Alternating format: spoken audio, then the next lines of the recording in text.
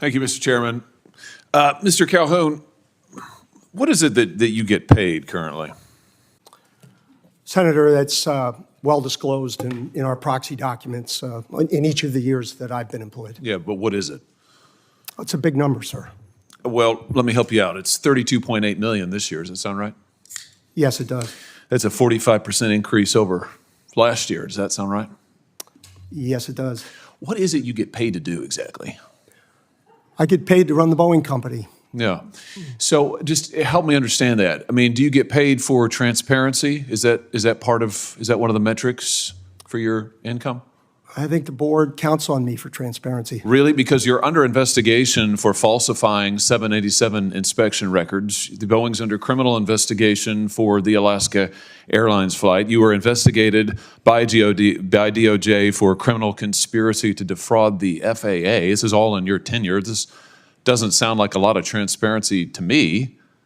What about safety? Is that a component of your salary? It sure is, Senator.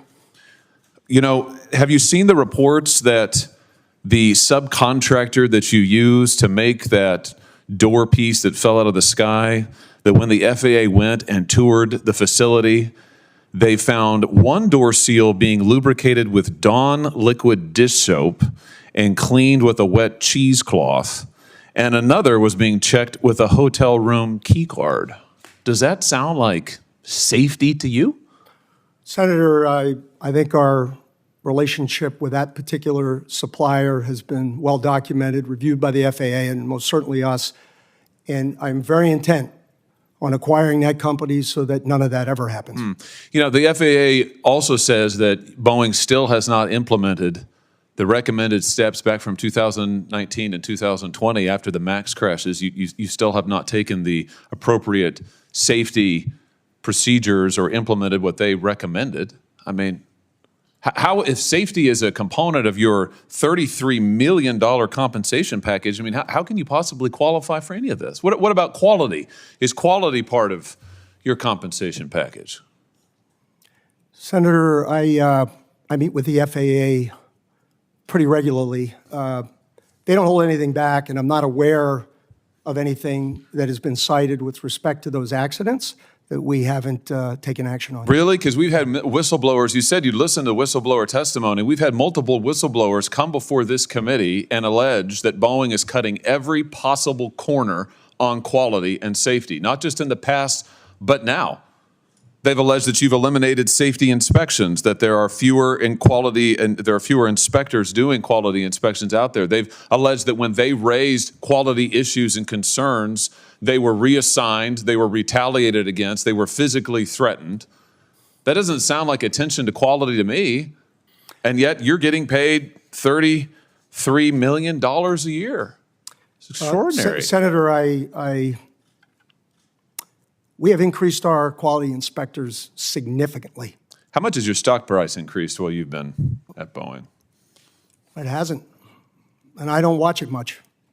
Have you done any stock buybacks while you've been at Boeing? Not in my job, no. How about your profits? Have your profits increased at all? I haven't had any profits, sir. I'm sorry? I have not had any profits. Yeah. You know, I think the truth is, Mr. Calhoun, you're not focused on safety, you're not focused on quality, you're not focused on transparency. All of this is in the record, but I think actually you're focused on exactly what you were hired to do, which is that you're cutting corners, you are eliminating safety procedures, you are sticking it to your employees, you are cutting back jobs because you're trying to squeeze every piece of profit you can out of this country, this company. You're strip mining it. You're strip mining Boeing. It was one of the greatest American companies ever. It has employed thousands of people in my state, and you are strip mining it for profit, shareholder value, and you're being rewarded for it. You got a huge raise, a huge increase. So it's working out great for you. For the American people, they're in danger. For your workers, they're in peril. For your whistleblowers, they literally fear for their lives, but you're getting compensated like never before. Don't you think maybe your priorities are misplaced here? I mean, don't you think maybe it's time to get back to focusing on making quality planes and paying your workers well and taking care of the little guys who got you to where you are? That's not a rhetorical question. Senator, I don't recognize any of the Boeing you described. None of Really? it. And I want to assure, You don't recognize the I Boeing will- that has airplanes falling out of the sky, that has had 2 Maxes crash, that has had pieces of doors fall out of the sky, that have had whistleblowers come before. They've sat right where you have sat and told us, these are your employees who have told us that when these are the engineers, by the way. Are you an engineer? I'm not, sir. Yeah, they are. Yeah. And they have said that they're not listened to, that they're retaliated against, that they're threatened. That's the reality of Boeing today. That's your company that you have created. Now, I don't recognize it either from the company it used to be decades ago, but under your leadership, that's what Boeing is, and you're being rewarded for it handsomely. Handsomely. Don't you think there's something wrong with that? Why haven't you Senator- resigned? Senator, I stand by what I said, and I want to assure the great employees in your state that that is not the way we operate the Why company, and it never haven't you will be. And if you resigned? would like my chief engineer to talk about what he sees and No, I hears, want to hear from you, because what I go hear ahead. from you is a lot of this team does that and that team does that, and I listen to the whistleblowers, but I don't meet with them. And I've heard about all this stuff that you Congress have meddlesomely asked for because the public wants to see it. Gosh darn them, but you actually haven't supervised any of it. I've heard that. It's a lot of it's this, it's that, it's this, it's that. But meanwhile, you're getting paid a heck of a lot of money. It's unbelievable. If anybody's coming out of this deal good, it's you. Why haven't you resigned?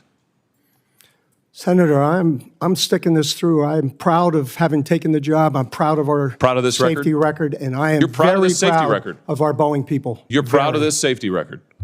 I am proud of every action we have taken. Every action you've taken. Yes, sir. Wow. Today's video breaks down one of the most blistering Senate grillings we've seen in years. A high-stakes face-off between senators and Boeing's CEO, Dave Calhoun, with heated accusations about safety, transparency, outsourcing, and a $33 million paycheck. This exchange has gone viral, and we're going to unpack exactly why. Let's get into the moments you have to see.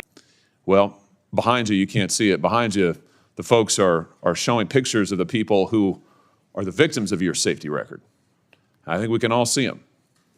And I think the American public, when they fear to get on their airplanes, they understand your safety record. And frankly, sir, I think it's a travesty that you're still in your job. Senator Hawley. Thank you, Mr. Chairman. Mr. Calhoun, just to come back to you, isn't a big part of this story not just what's happened at Boeing in the last year or two, but what's happened over the last 20, what the C-suite has done to this company? Let me give you an example. This is from the Atlantic magazine last month. For nearly 40 years, the company, Boeing, built the 737 fuselage itself in the same plant that turned out its B-29 and B-52 bombers. In 2005, it sold this facility to a private investment firm. Offloading, Boeing called it. The tail, the landing gear, the flight controls, and other essentials were outsourced to factories around the world, owned by others, and then just shipped to Boeing for final assembly. Mr. Chairman, I'd like to, with consent, have this article, Boeing in the Dark Age of American Manufacturing Industry. Without objection. You now have at least 600 direct suppliers worldwide. Who knows how many subcontractors? You've got 35 direct suppliers in China alone. I mean, hasn't this really been the hollowing out of Boeing?